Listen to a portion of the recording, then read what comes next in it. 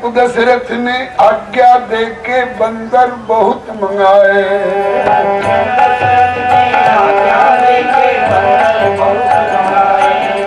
रूठे राम लला को इनमें एक पसंद न आए।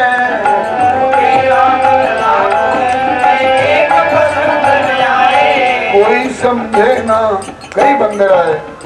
देखिए कितना बढ़िया बंदर आया ना, हमको ये नहीं चाहिए, लीजिए देखिए ये उससे भी बढ़िया है। कहा कि कोई कितना भी बढ़िया हो, मैं हर बंदर के लिए नहीं रो रहा हूं। तो कौन बंदर के लिए रो रहे हैं? कहा कि जो बंदर मेरे लिए रो रहा है मैं उसके लिए रो रहा हूं। लोगों को क्या पता कि कौन बंदर था, कहाँ चला गया और किस पेड़ की कौन डाली पर बैठ के रो रहा है। ऐसी कोई बात जो अड़ जाती है तो गुरु वशिष्ठ जी के सामने बात जाती है।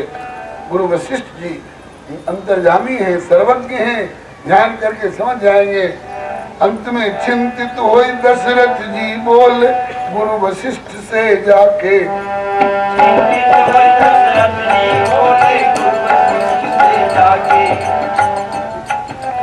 किस बंदर हित में रघुवर देख ध्यान लगा के,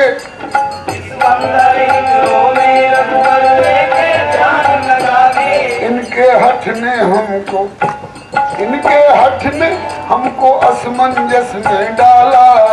कौशल्या जी के लाला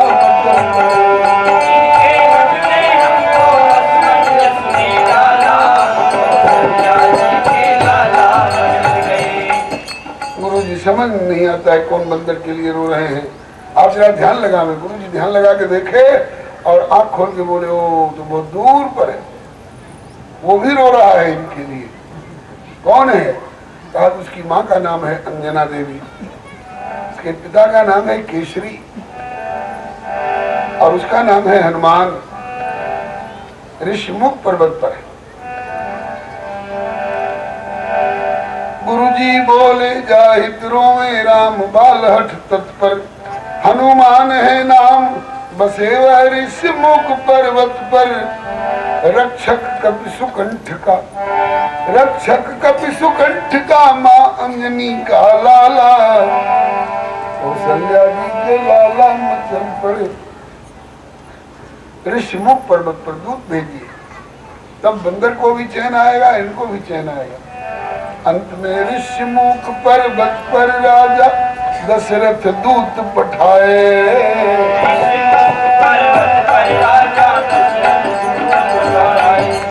इतने रोवे रघुवर उतने हनुमत रोवत पाए।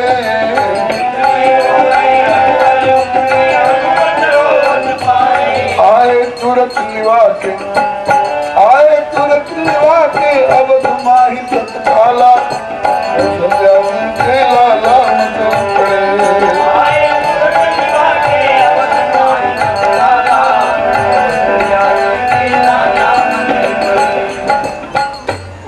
भगवत्सल भगवान की जय। बड़ी प्यारी प्यारी लीलाएं हैं। हनुमान जी को बुलाया गया और हनुमान जी बहुत दिन तक अयोध्या में प्रभु के साथ बाल लीला में सहभागी बने रहे। वर्णन आया है उसी विश्राम सागर नामक ग्रंथ में, और उसमें उन्होंने उदाहरण दिया है। ये नहीं कि मैं गढ़ के कह रहा हूं, ये कथा कौन प्रसंग से ली गई है? तो कहते हैं कि सुमिर राम सिय संत गुरु गणप गिरा सुखदानी, कहो भुसुंडी के चरित कछु रघुवंश बखान। ये प्रसंग मैंने भुसुंडी रामायण से लिया है, ये प्रसंग मैंने रघुवंश महाकाव्य से लिया है, यह प्रसंग मैंने अगस्त संहिता से ली है। इस प्रकार से उदाहरण दे दे करके बाबा श्री रघुनाथ दास जी ने बताए हैं। वही वर्णन आया है एक बार रघुनंदन को और बच्चों को पतंग उड़ाते हुए देखकर बुड्ढी, यहाँ क्या बोलते हैं पतंग, पतंग उड़ाई जाती है ना, पतंग उड़ाते देखकर रघुनंदन को हुआ कि हम भी पतंग उड़ावेंगे। पतंग मंगाई गई। पतंग में होड़ लगती है, किसकी पतंग सबसे ऊपर जाती है, किसका धागा तेज है। होड़ लगी सब सखन में रहे पतंग उड़ाए, देखे गुड्डी कौन की सबसे ऊपर जाए। होड़ लग गई और इनकी नीचे रही, किंतु प्रभु की भरी उड़ान, भुआ पार कर जा लगी स्वर्ग लोक उद्यान। और उनके नीचे रह गई भूलोक की सीमा में, प्रभु की पतंग भूलोक से ऊपर गई भुवर लोक, भुवर लोक से भी ऊपर गई स्वर्ग लोक। स्वर्ग लोक में देवराज इंद्र का उद्यान, उसमें देवराज इंद्र की पुत्र वधु जयंत की पत्नी वो आश्चर्यचकित हो गई है। मृत्युलोक की उड़ती हुई पतंग स्वर्गलोक तक आई, इसका मतलब कि ये पतंग भी साधारण नहीं हो सकती है, इसका खिलाड़ी सूत्रधार भी प्राकृत नहीं हो सकता है। मैंने सुना था कि परात्पर प्रभु का अवतार होने वाला है, क्या उनकी पतंग तो नहीं है, मैं जांच करूंगी। ने पतंग पकड़ ली, अब प्रभु खींचे तो अटकी हुई है, और ढील देते हैं तो डोरा धरती पर आता है। पवन कुमार आज्ञानाथ कहा कि छलांग लगाओ, देखो कहां जाकर के ये पतंग अटक गई है। पवन कुमार छलांग मार करके गए स्वर्ग में, देखा दे छलांग सुरलोक में पहुंचे पवन कुमार, और देखो पकड़ी पतंग एक देवी रही निहार। देवी कौन हो तुम? कहा मैं देवराज इंद्र की पुत्र वधू। क्यों पतंग पकड़ रखी हो? कहा कि मृत्युलोक की पतंग स्वर्ग में क्यों आई? इससे मैंने अनुमान किया कि ये पतंग भी प्राकृत नहीं है और पतंग उड़ाने वाला भी साधारण नहीं है। मैंने सुना था कि प्रभु का अवतार होने वाला है, क्या उनकी है? बोले हाँ उन्हीं की। कहा कि छोड़ दो। हनुमान जी बोले कि छोड़ दो। कहा कि अभी नहीं छोड़ूंगी। कब छोड़ोगी? कहा कि या तो दर्शन मिले या दर्शन का आश्वासन मिले। हनुमान जी फिर लौट करके आए और कह रहे हैं कि प्रभु तो देवराज इंद्र की पुत्र वधू ने पकड़ रखा है, और कहती है कि या तो दर्शन मिले या दर्शन का आश्वासन मिले। कब दर्शन मिलेगा तब पतंग छोड़ूंगी। तो प्रभु ने कहा कि हनुमान जी आपको तो मालूम है कि गुप्त रूप है उतरे प्रभु, और जय जान सब को मैं अपने नारायणत्व को छिपा करके नर रूप में लीला कर रहा हूं, प्राकृत राजकुमार के रूप में। किस लिए? तो नारद जी का वचन सत्य करने के लिए कि राजकुमार का धर नृप तन तह कृपाला, और वंचे मोह जवन धर दे सोईतन धर्म सात्म किया। तो राजकुमार के रूप में, और रावण की आंख में धूल झोंकना है, क्योंकि रावण मरण मनुज कर जाचा। मनुष्य के हाथ से रावण ने अपनी मृत्यु मांगी है, इसलिए जब तक रावण मर नहीं जाता तब तक मैं अपने को नारायण के रूप में घोषित नहीं करूंगा। नर रूप में ही मुझे लीला करनी है, अपने नारायणत्व के ऐश्वर्य पर नरत्व के माधुर्य की कलई चढ़ा करके ये लीला करनी है।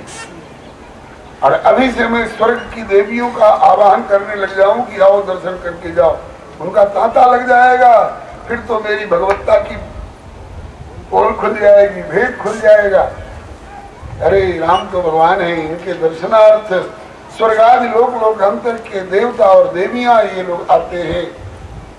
नहीं नहीं अभी नहीं। दूसरी बात ये है, कृष्णावतार में कोई भी आवे, कभी भी आवे, छूट रहेगी, लेकिन रामावतार में अभी मुझे एक नारी व्रतधारी रह करके लीला करनी है।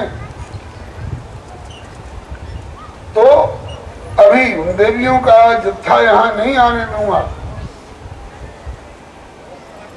अभी मेरा ब्याह नहीं हुआ है। बोले तब कब? उसको आश्वासन तो मिले कि कब दर्शन करने के लिए आवे वो।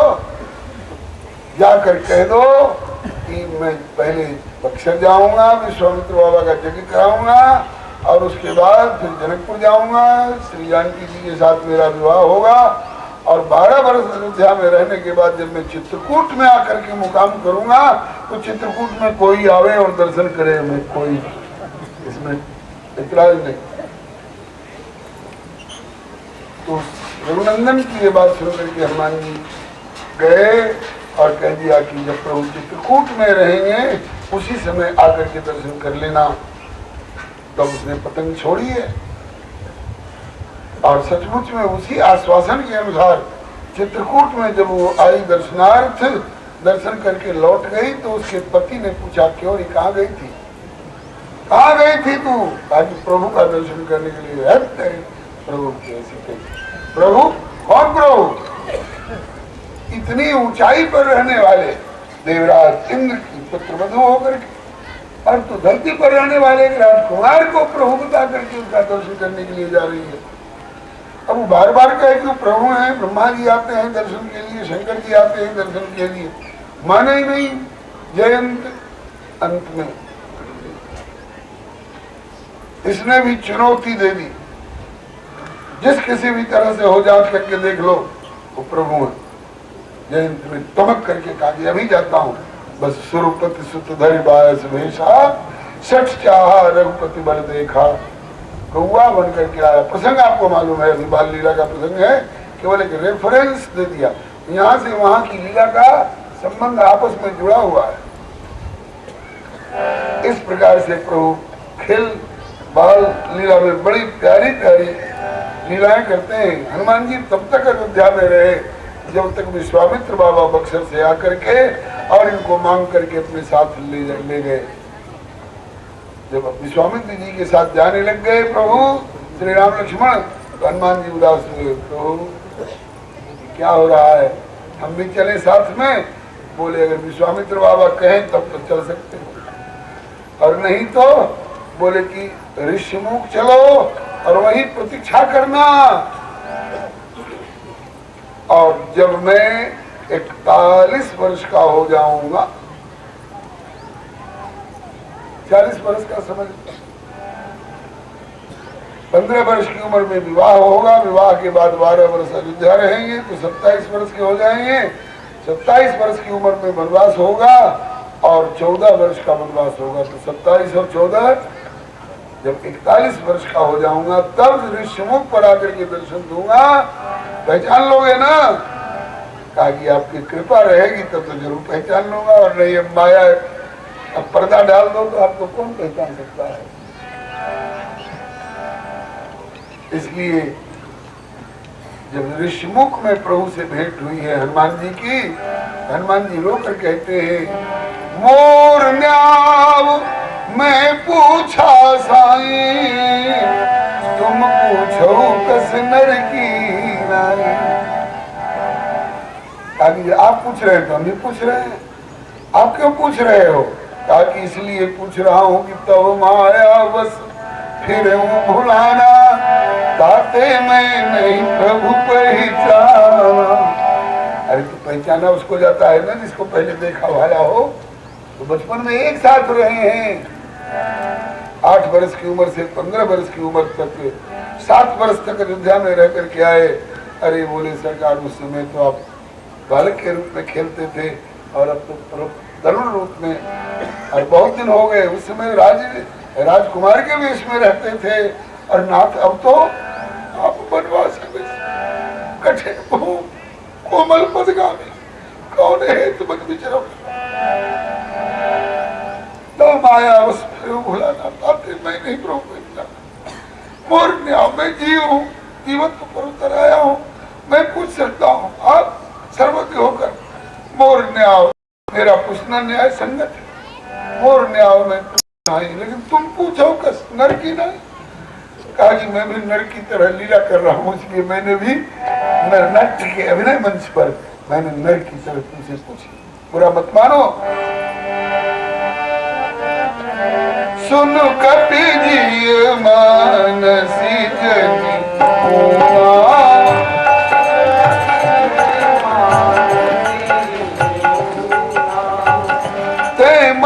प्रिय लक्ष्मण ते दूना, मम प्रिय लक्ष्मण ते दूना। बोलिए भगवत्सल भगवान की। बाल लीला की एक झांकी और करके हम तुरंत जनकपुर की ओर चलेंगे।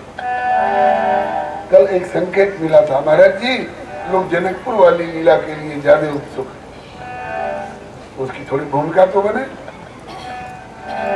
श्री हरे नमः। नृप की मणिमयी अंगनाई, राजा दशरथ जी की अंगनाई कैसी है? ईंट की है कि पत्थर की है? ये क्या बोलते हैं, ग्रेनाइट पत्थर, बड़ी चमक सी होती है। ये सब नहीं है। बरणी न जाई रुचिर अंगनाई, बरणी न जाई यह खेलई नित चारि भाई,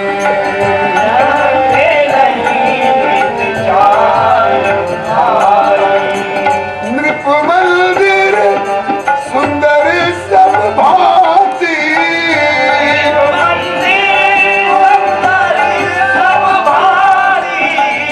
खचित कनक मणि नाना जाति,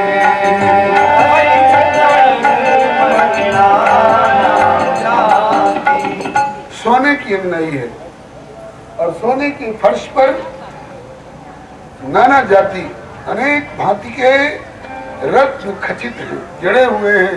उनमें रघुनंदन जब खेलते हैं तो इनका प्रतिबिंब दिखाई पड़ता है। अपना प्रतिबिंब देखकर रघुनंदन कभी नाचते हैं। रूप राशि नाचते हैं, हाँ नाचते हैं। गवाही दिला दूं, 27 कल्प के अनुभवी काकभूषुंडी जी गवाही दे रहे हैं, कहते हैं मैंने देखा है। रूप राशि नृप अजीर बिहारी,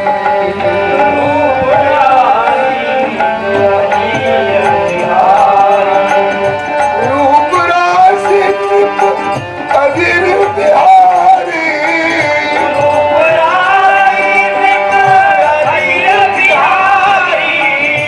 नाच ही निज प्रतिबिंब निहारी,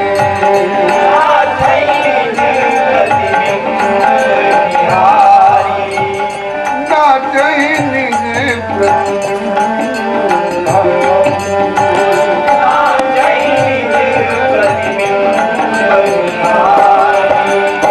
भरणी न जाई रुचिर अंगनाई,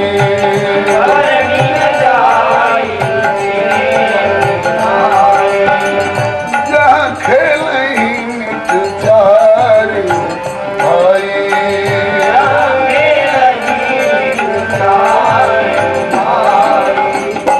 नीचे मणियां जड़ी हुई हैं, उनमें रघुनंदन का प्रतिबिंब झलकता है।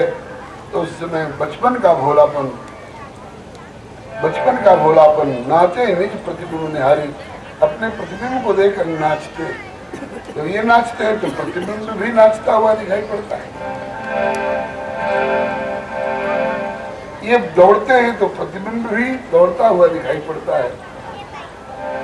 तो उसको बाहर ये इशारा करते बाहर आ जाओ, तो वो भी ऐसे ऐसे करते। और जब बाहर प्रतिबिंब नहीं आता है तब रोते हैं। दो बड़े प्यारे प्यारे श्लोक मिले हैं इस भाव के। एक माधुर्य केली कादम्बिनी नामक ग्रंथ है श्री मधुराचार्य जी, उसका श्लोक है,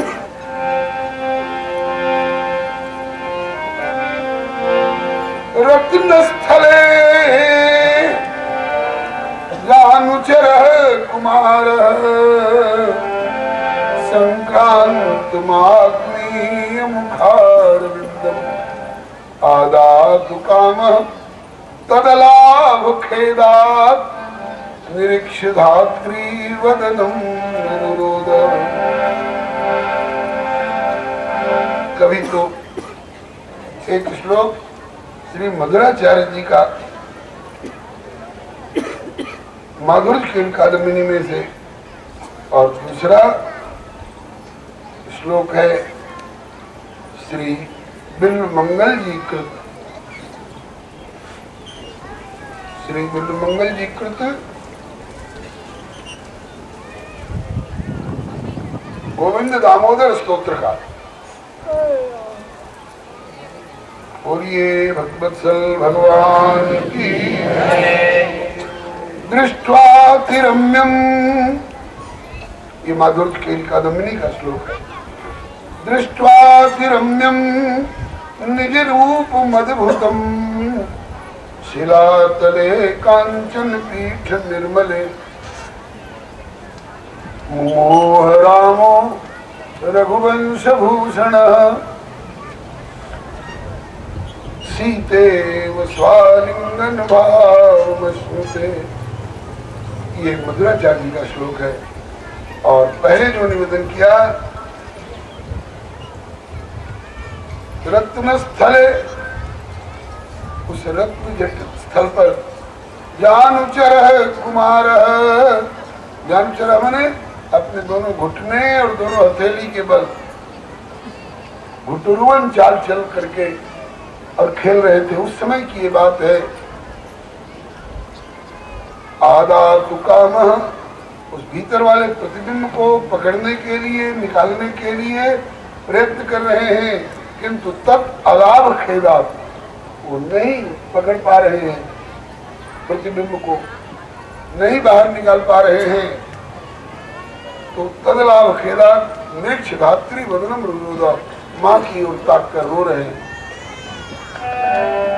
कब हूँ अपनी परछाई लख के मुक्त होए रघुराई, कब हूँ अपनी परछाई लख के मुक्त होए रघुराई, कब हूँ अपनी परछाई लख के मुक्त होए रघुराई, परछाई लख के मुक्त होए रघुराई, मन में कही बे की आई बाढ़ी लाल साधनी,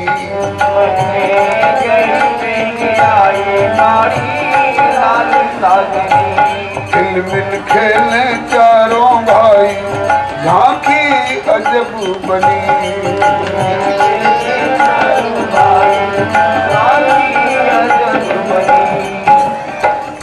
जब रुदन करते हैं माँ गोदी में उठाती हैं, आंसू पूछती, लाल जी क्यों रो रहे हो?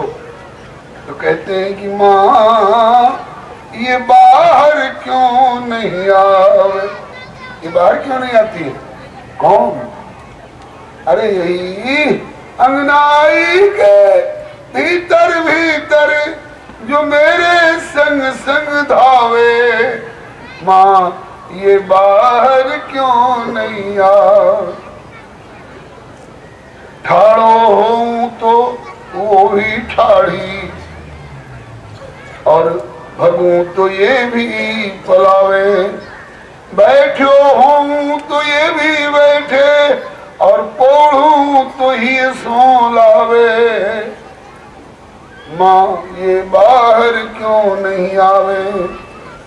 चूमू तो ये भी मुख चूमे और बोलूं तो बतरावे, नाचूं तो मेरे संग संग नाच और गाऊं तो ये भी गावे, माँ ये बाहर क्यों नहीं आए? और करे सो तो ठीक, किंतु या की एक बात नहीं भावे, कहूं कि बाहर आ जाओ कोई अंगूठा मुही दिखावे, माँ ये बाहर क्यों नहीं आवे? धरती के भीतर से अपनी छवि दिखाए तरसावे, दास में निधि नारायण तू क्यों न आए समझावे, माँ जरा उसको समझा दो कि बाहर आ जाओ मेरे लाल के साथ खेलो। माँ कहती है कि लाल या धरती में कौन आए? कोई हो तब तो आवे, धरती में कोई नहीं है। कहा कि अगर कोई नहीं है तो मेरे हर क्रिया की नकल कौन कर रहा है? तो माँ बोली कि तुम्हें जो चलती फिरती दिखे वह तुम्हारी परछाई, लाल या धरती में कौन आए। रघुनंदन हंस गए और बोले माँ आपने उन्हें परछाई समझ लिया। बोले है ही परछाई, समझ क्या लिया, परछाई तो है ना, फिर तो आप पहचानने में भूल कर बैठी। अच्छा मैं नहीं पहचान सकी, आपने तो पहचान लिया हो ना। हाँ मैंने पहचान लिया। बोले कौन है? कहा कि केवल जानो मत परछाई मेरी दुल्हन धरती माही। केवल जानो मत परछाई मेरी दुल्हन धरती माही। केवल जानो मत परछाई मेरी दुल्हन धरती माही। केवल जानो मत परछाई मेरी दुल्हन धरती माही। मेरी दुल्हन धरती माही। मेरी दुल्हन धरती माही। कैसे बाहर आवे नाही सो बता दे जननी। कैसे बाहर आवे नाही तो बता दे जननी। मिल मिल खेले चारों भाई झांकी अजब बनी। ये चारों भाई झांकी अजब बनी। मेरी दुल्हन है माँ। माँ बोली धक तेरे की लाल तुम बड़े भोले भाले हो। कैसे माँ? कहा कि परछाई को, प्रतिबिंब को आपने अपनी दुल्हन मान लिया। किसी की दुल्हन धरती में होती है क्या? तो राघव कहते हैं कि माँ औरों की दुल्हन धरती में हो चाहे नहीं हो, लेकिन मेरी दुल्हन तो धरती में ही होती है। नहीं लाल इस बात पर हट मत करो। कहा कि मैं जो कह रहा हूं सत्य है। ये कौन बोल रहा है? सत्यव्रतम सत्य परम त्रिसत्यम सत्यस्य योनिं निहितं च सत्ये सत्यस्य सत्यमृत सत्य नेत्रम सत्यात्मकम त्वां शरणं प्रपन्ना। ये कौन बोल रहा है? जन्माद्यस्य यतोन्नयादितरतश्चार्थेषु ह्यस्वरात् यतो वा इमानि भूतानि जायन्ते येन जातानि जीवन्ति यत् प्रयन्ति अभिसंविशन्ति तद्विजिज्ञासस्व तद्ब्रह्म। जन्माद्यस्य यतोन्नयादितरतश्चार्थेषु ह्यस्वरात् तेने ब्रह्म हृदय आदि कवे मुह्यन्ति यत् सूरया तेजो वाज मदाम यथा विनिमयो यत्र त्रिसर्गो मृषा धाम्ना स्वेन सदा निरस्तकुहकं सत्यम परम धीमहि। परम सत्य स्वरूप परमात्मा बोल रहे हैं, बाल लीला में बोल रहे हैं। इससे क्या? गोस्वामी जी ने बाल लीला पर भी दिव्यता की मुहर लगाई है। बाल वचन बिनु अर्थ के लगते होंगे, बिना अर्थ के, बिना सिर पैर की बात। केवल जानो मत परछाई मेरी दुल्हन धरती माही। कहते हैं कि वो परम सत्य स्वरूप परमात्मा बोल रहा है तो उसकी बात झूठी कैसे हो जाएगी? माँ पता लगा लेना, जब मेरा ब्याह हो करके दुल्हन घर में आवे तो मेरी दुल्हन से पूछ लेना कि तुम किसी माँ की पेट से निकली हो कि धरती से निकली हो। बोलो भक्तवत्सल भगवान।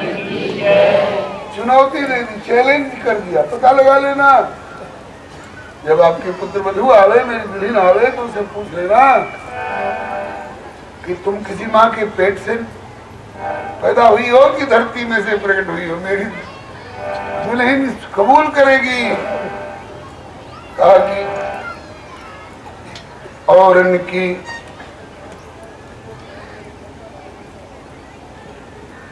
कहे लाल और इनकी दुल्हन धरती में हो कि नहीं, लेकिन मेरी तो बचन अन्यथा होए न मेरो, मेरी तो धरती